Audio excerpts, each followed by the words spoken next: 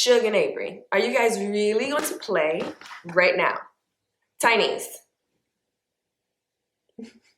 I can't. Hi loves, it's Nicole. We are multitasking today because I need to stretch. So we're going to have a little chit chat. So I realized that doing these YouTube videos has been the most talking collectively I have probably ever done in my entire life. I am usually a woman of few words. This is why I think I flourished so much during COVID, during lockdown, because at that particular time I was living my best life. That was probably the most extraordinary experience I have ever encountered. To have to be removed from the world, from people, from having to interact, being forced to basically interact was extremely beneficial to me and my mental health. I was at home doing all the things, just basically living in bliss. I feel like COVID, there was a lesson to be learned from that. There was something that you were supposed to gain. There was something that you were supposed to experience or have a deeper understanding, whether it's about yourself, your family, your workplace, whatever. There was a lesson to be learned. And if you didn't learn the lesson, then you probably didn't do it right, because I genuinely think there was something to get out of having to be home and look inwardly at self, at your life, at your experiences, at your everything. And with that, I have discovered is that I have been deeply impacted mentally via my last place of employment. I had endured many years of emotional abuse, and for whatever reasons during COVID that clicked. I was able to appropriately understand the danger I was in, and that time away from the office, from my coworkers, really gave me foresight and clarity on how I was in such an abusive space and how I was allowing myself to be in a toxic situation because I genuinely had the love and the passion for what it is that I did for the organization, putting myself second because I was mentally conditioned that when it came to the arts, that I was always going to be fighting and advocating. And I had to understand that there is a such thing as a good fight, but a lot of the times it's not for you to fight alone. So if I'm the only one advocating and fighting and getting into the ring, it's draining on myself. Plus, it's not my job, right? It's not my job to be the solo person or to be the person out here advocating and fighting for things in which ultimately is a losing battle, because there are people who have a certain agenda and there are people that are in bed together that you're unaware of, that you're just kind of doing all of these things for naught. Like, you're out here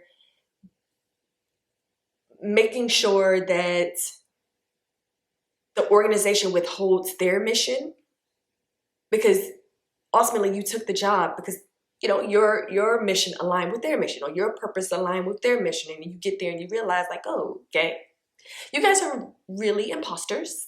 You're not doing what it is that you said that you were going to do. And I found myself going deeper into being the one to make it right. But again, that was not my job. And I didn't realize that I was doing it at the magnitude in which I was, that was deeply impacting myself, on top of having bosses, several of them, who were narcissists, who were cruel, who were psychopaths, who were just piling on to an already mentally unstable mind that I had. That time apart, where I was in this space of discovery, I learned a lot. One of the things that I discovered was I wasn't having nearly as much anxiety.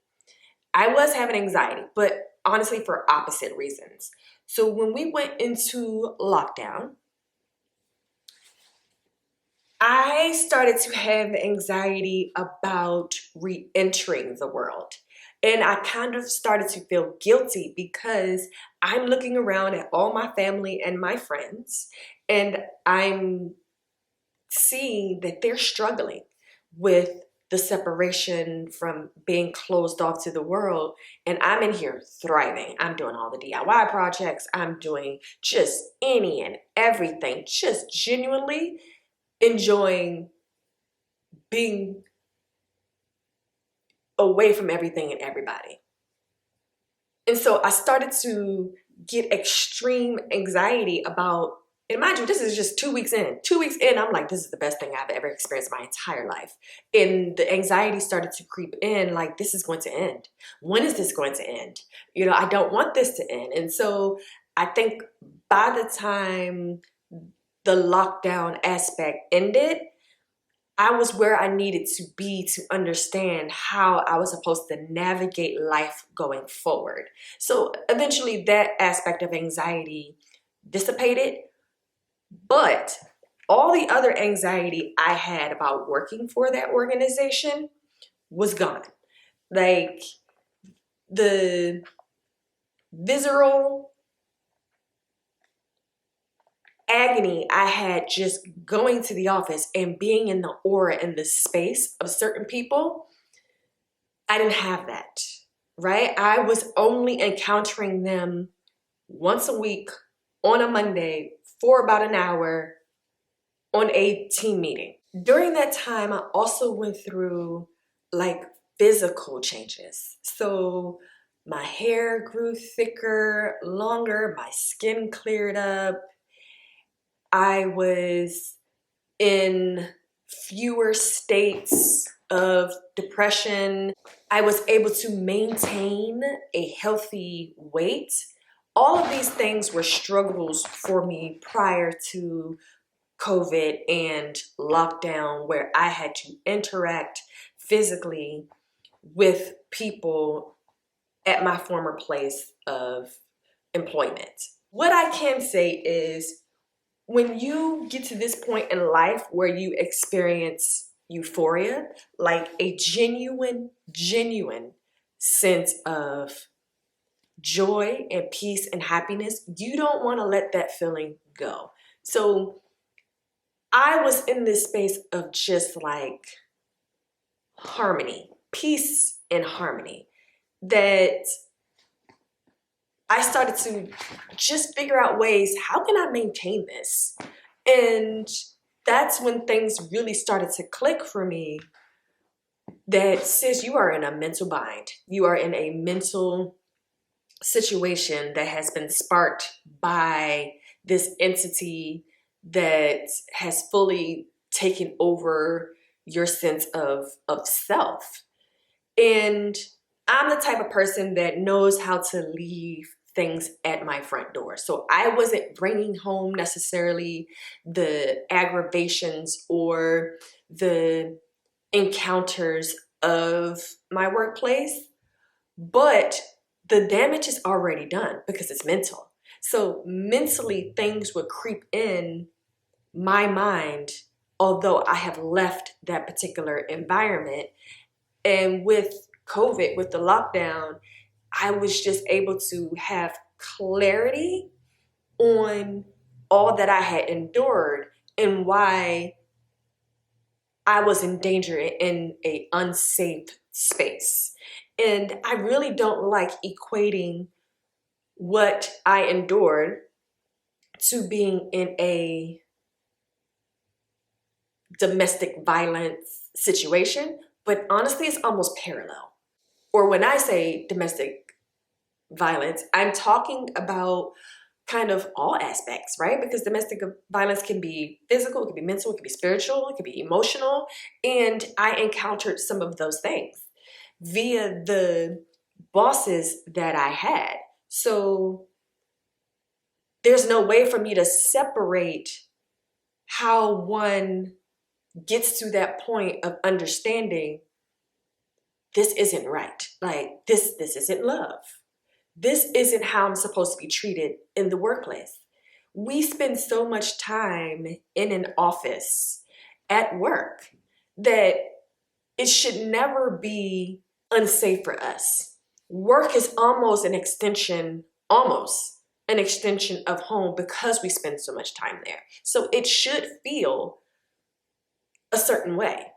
We shouldn't go to work feeling stressed, having anxiety, being depressed about just being there. Like, if that is the case, then there's clearly something wrong. And I think we have normalized having bosses or having a workplace environment that is toxic because I don't even really know why, but it's tolerated. It's an acceptable behavior. It's an acceptable trait. It's an acceptable thing to do. And I don't think there's enough of us rallying up to say, actually, no, it's not. This is not okay. To be demeaning to your staff, to be rude to your staff, because at the end of the day, we don't know what people are going through mentally, physically, spiritually, at home, in their personal life, whatever, that they come to work and be abused there as well.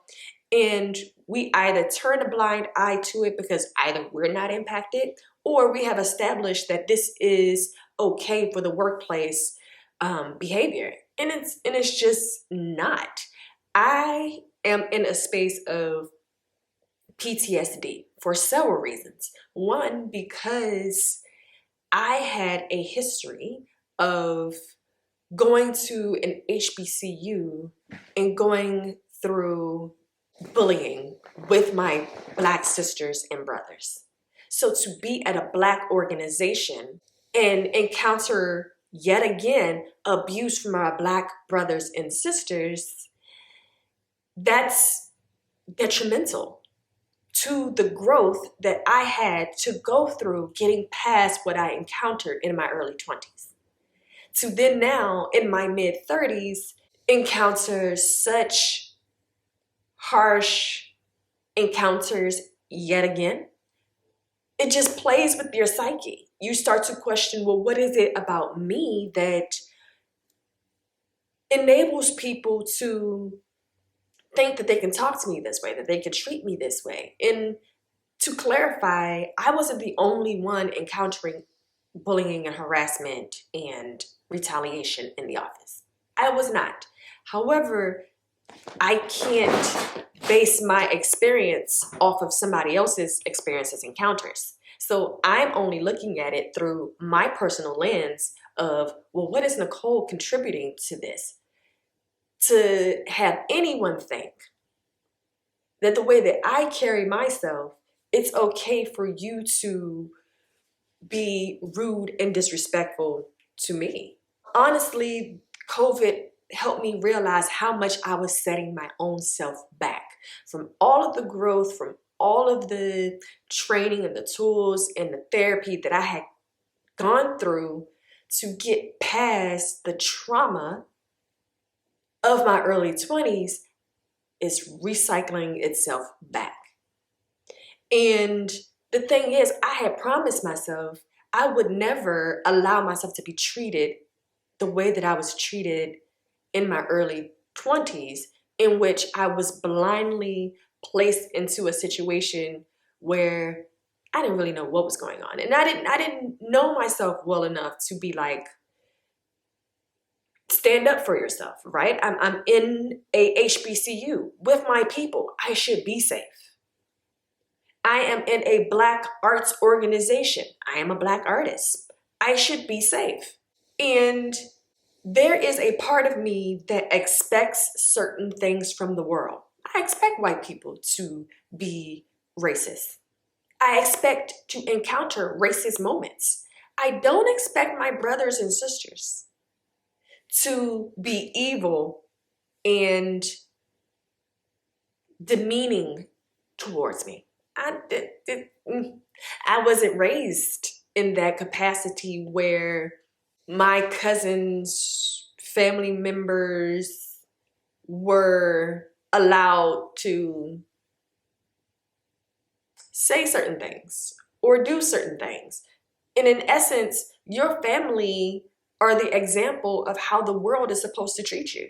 So if my family are not showing up and doing certain things, how dare I allow complete strangers, regardless of their color, to treat me a certain way? I think sometimes it's not how long it takes you to learn the lesson or get the lesson. It's that you eventually obtain it, that you apply it.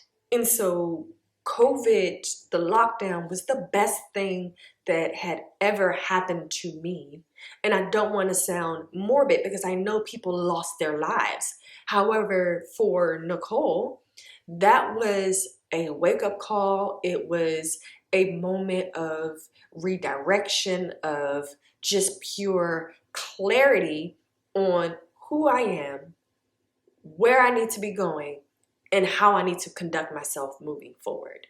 And that was to take my power back mentally from a space where I was being brainwashed to think that I had to be this huge pillar in a fight that, you have to excuse, my cats they have the zoomies right now. They're playing.